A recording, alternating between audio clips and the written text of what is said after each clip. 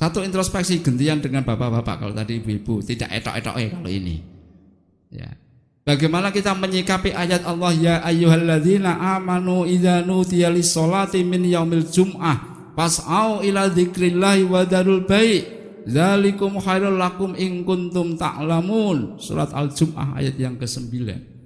Bagaimana kita khususnya laki-laki menyikapi ayat itu? Wahai orang-orang yang beriman, jika diseru untuk melaksanakan sholat pada hari Jumat, Allah perintahkan fas'au, gage-gage, cepat-cepat dandang menuju kepada ketaatan Allah kepada Allah.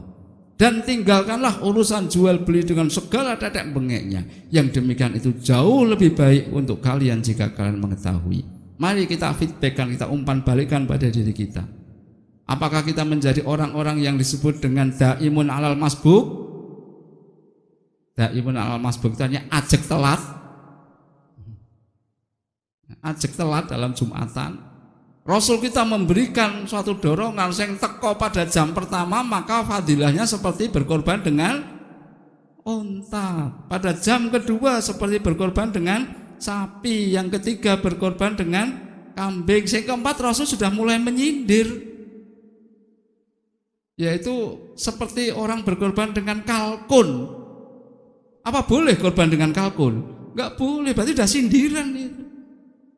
Saya enggak tahu di Pari ini kalau Jumatan, kalau khotib naik ke atas mimbar, apakah jamaah sudah penuh atau nak durung, berarti ya podo karo Jogja.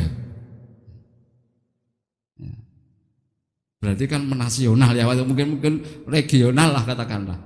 Kenapa terjadi begitu? Siapa yang belum pernah dengar ayat ini dan lihat panggilannya, ya ayyuhalladzina amanu, wahai orang-orang yang oleh Allah sudah diberi hidayah menjadi orang mukmin.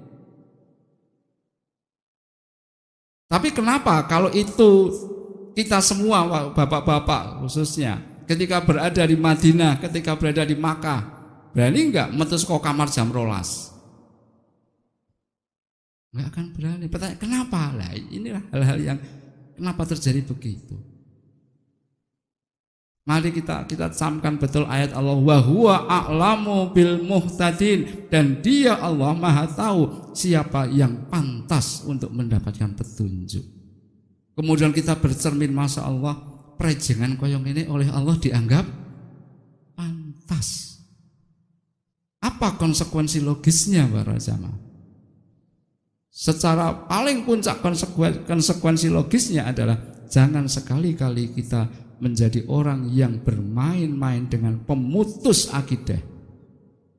Pemutus akidah adalah asyirku billah, kesyirikan terhadap Allah. Itu pemutus hidayah.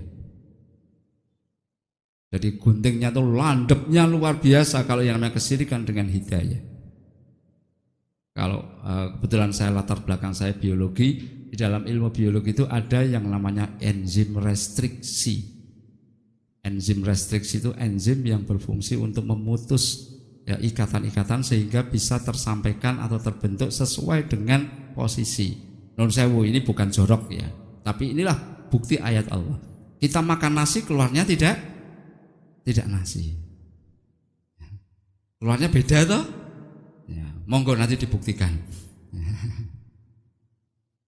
Anak mangan nasi metunin nasi kan penak rasa nempur beras.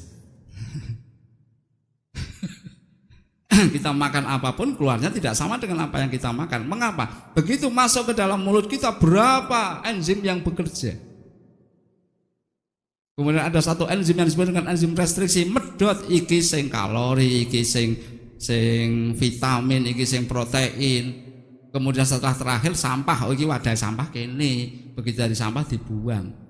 Itu enzim restriksi pemutus, itu masya Allah nikmat bagi kita. Tapi kalau itu masuk dalam dunia akidah kita tersentuh dengan kesyirikan, langsung pedot.